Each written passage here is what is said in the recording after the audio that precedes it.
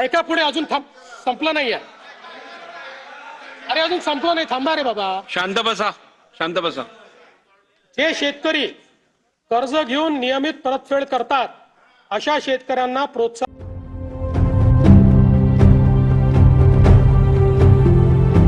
देण्याच्या हेतूने नियमित कर्ज परतफेड केलेली असल्यास अशा पात्र शेतकऱ्यांना 50,000 रुपयापर्यंत प्रोत्साहनपर लाभ देण्यात येईल.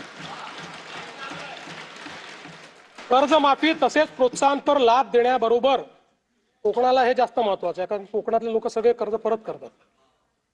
कर्जमाफी तसेच प्रोत्साहनपर लाभ देण्याबरोबरच राज्यातील बँकिंग यंत्रणा सक्षम असावी यासाठी समितीच्या शिफारसीतील निकषानुसार निर्णय घेण्यात येईल.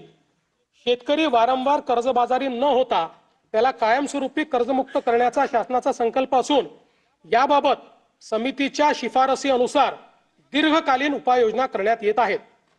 अनुसूचित जाती घटकांच्या सर्वांगीण विकासासाठी राजश्री शाहू महाराज शिष्यवृत्ती योजना, विद्यार्थी वसतिगृहे, भारतरत्न डॉक्टर बाबासाहेब आंबेडकर कृषी स्वावलंबन योजना, लोक साहित्यरत्न लोकशाहीर अण्णाभाऊ साठे नागरी वस्ती सुधार योजना इत्यादी योजना राबविण्यात येत आहेत. महात्मा फुले मागासवर्गीय विकास महामंडळ, साहित्यरत्न लोकशाहीर अण्णाभाऊ साठे विकास महामंडळ, संत रोहिदास चर्मोद्योग आणि चर्मकार विकास महामंडळाद्वारे अनेक योजना राबविण्यात येत आहेत.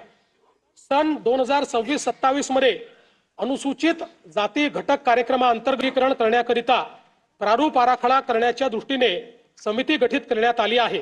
समितीचा अहवाल लवकरच अपेक्षित असून शिफारसीनुसार समुचित लाभ देण्याची पुढील आवश्यक कारवाई करण्यात येईल.